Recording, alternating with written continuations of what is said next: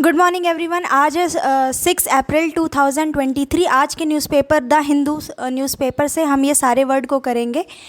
सो words क्या क्या होंगे? स्केप्टिक, इनेट, ओवरलुक, एक्लेक्टिक, परसू, एनवी और इंटीग्रिटी। तो ये सारे वर्ड्स को मैं आपको बताऊंगी और इन वर्ड के साथ साथ इसी के सेंटेंसेस भी देखेंगे कि इसको किस तरीके से सेंटेंसेस में भी यूज़ किया जा सकता है। तो देखिए, पहला वर्ड है हमारा इंटीग्रिटी। इंटीग्रिटी का मतलब होता है ईमानदारी, which means in English honesty.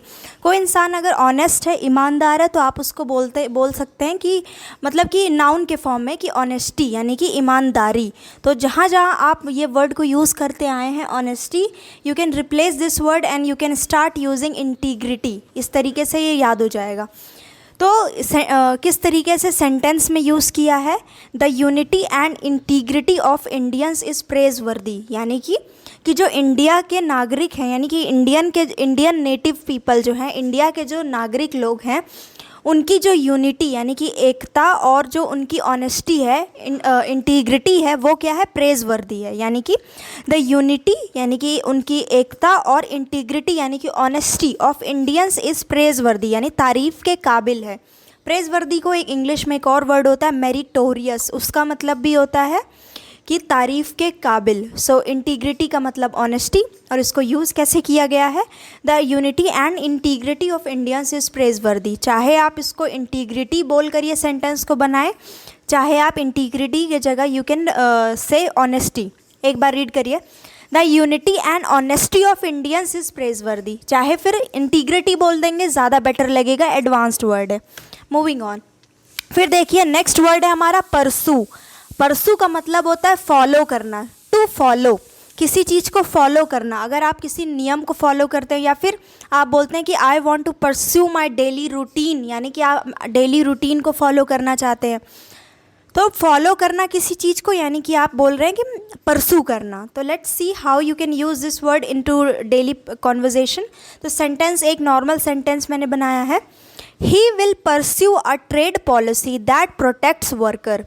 अब ही किसी को भी मान लीजिए, ही कोई इंसान है, लड़का है या आदमी है, वो क्या करेंगे? परसू करेंगे, वो फॉलो करेंगे ऐसी ट्रेड पॉलिसी, व्यापार की ऐसी पॉलिसी यानी नीति को फॉलो करेंगे जिससे कि वर्कर्स को मदद मिले, वर्कर्स प्रोटेक्ट हों। ठीक, तो ये आप देख सकते हैं कि परसू वर्ड को किस तरीके से यूज़ किया गया है।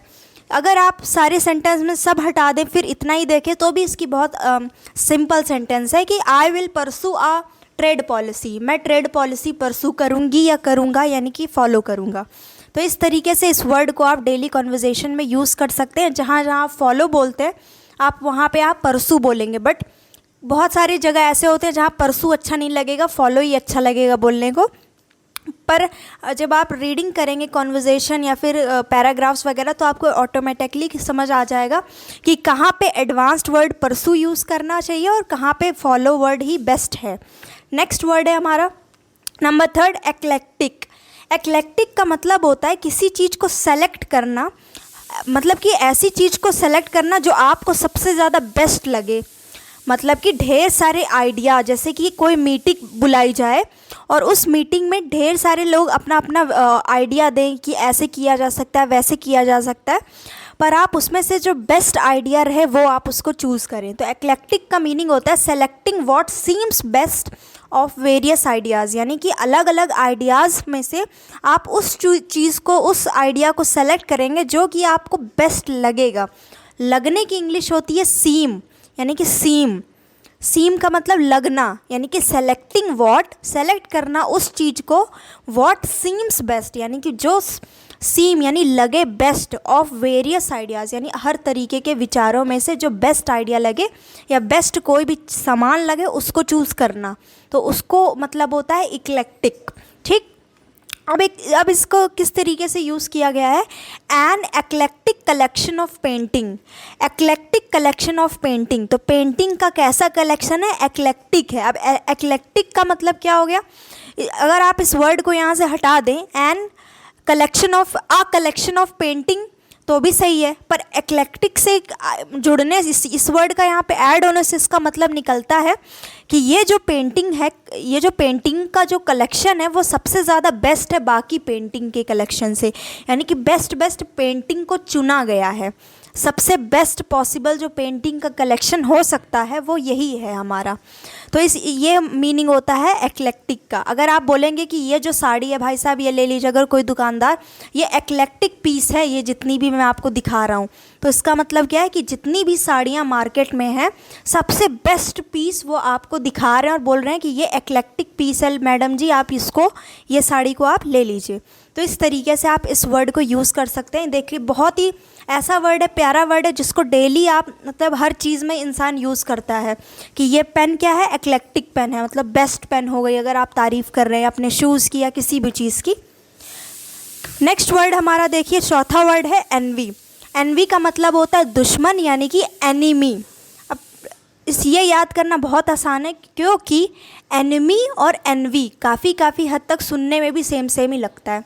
तो एनिमी का मतलब होता है दुश्मन, तो उसी के लिए आपको ये वर्ड सीखना है एनवी। एनवी का मतलब भी होता है दुश्मन या फिर कोई ईर्ष्या रखने वाला।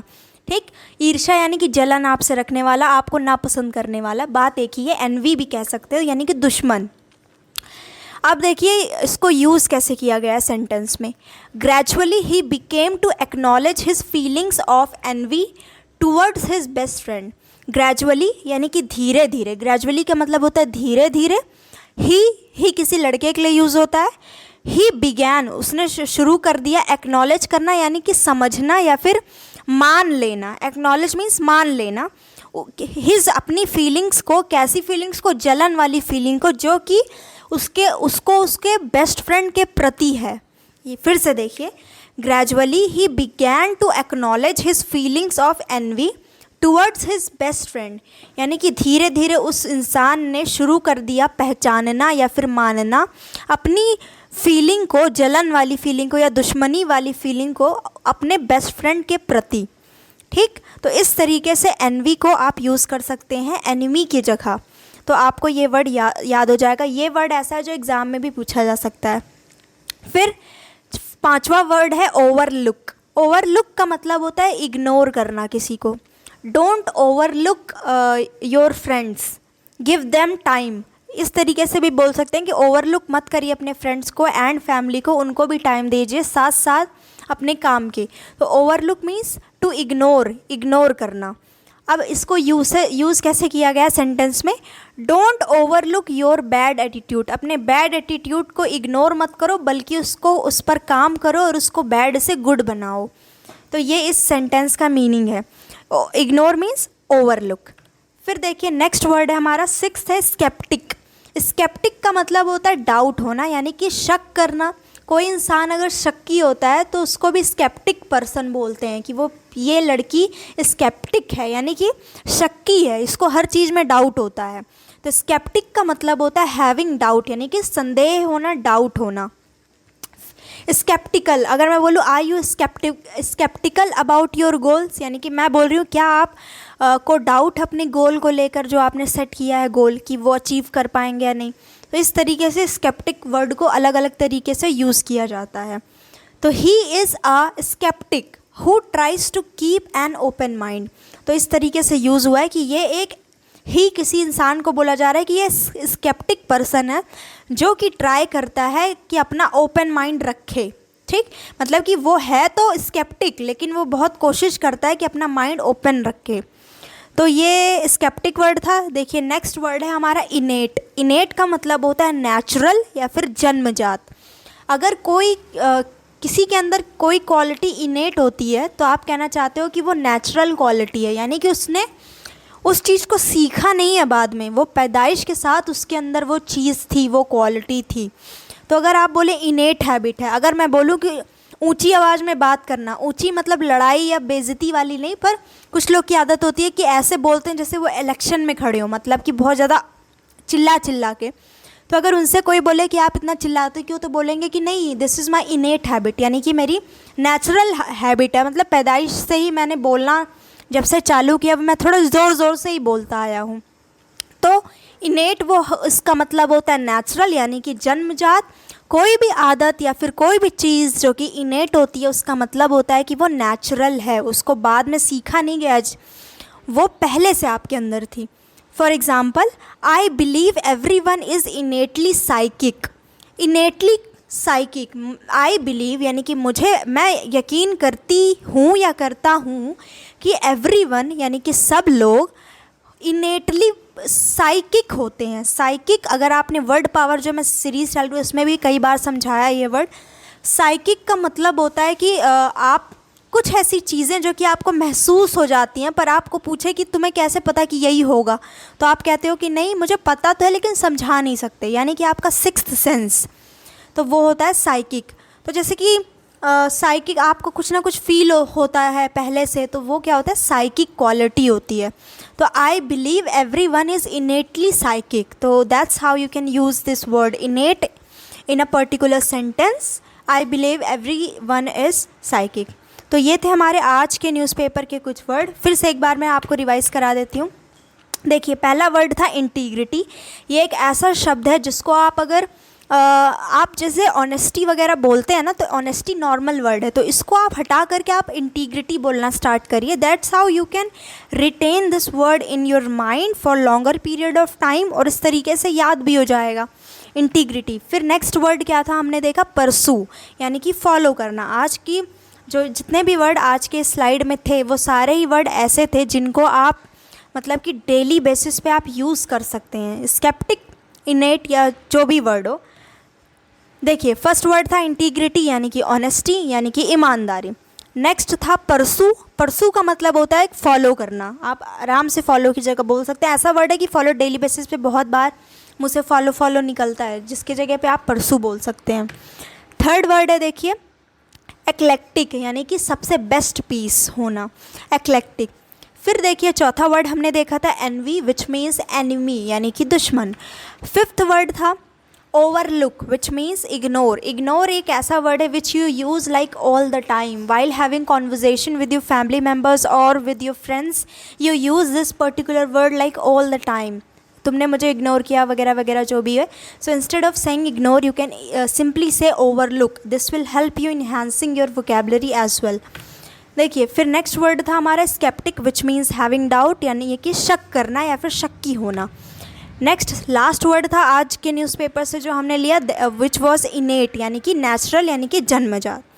तो ये जो PDF है वो आपको मेरे टेलीग्राम चैनल पे मिल जाएगी, इंग्लिश विद दीक्षा, और आप इंस्टाग्राम पे भी मुझे फॉलो कर सकते हैं। इंग्लिश का पेज है मेरा इंग्लिश विद दीक्षा। स्क्रीन पे आपको दोनों ही चीज़ दिख रही होगी, टेलीग्राम भी और इंस्टा भी, जिसमें मैंने काफ़ी सारी पोस्ट करके रखी हैं, और टेलीग्राम पे भी मैंने PDF वगैरह को शेयर करके रखा हुआ है। और इन दोनों ही चीज़ों की आपको लिंक वीडियो के डिस्क्रिप्शन में या फिर सिंपली आप कमेंट सेक्शन खोलेंगे इस पर्टिकुलर वीडियो का तो आपको मिल जाएगा। So that's it for today's video. मिलते हैं नेक्स्ट वीडियो में कल, और तब तक के लिए आप इस वर्ड को नोट डाउन कर सकते हैं जब मैं PDF सेंड करूँगी, तो this will help you in enhancing your vocabulary. So that's it for today's video. I will see you in the next session. अगर फर्स्ट टाइम विजिट कर रहे हो और आपको पढ़ाने का तरीका अच्छा लगा हो तो do subscribe to my channel, और नोटिफिकेशन बेल को ज़रूर से दबाएं ताकि वीडियो की नोटिफिकेशन आपको मिलती रहे। Thank you so much for watching this video.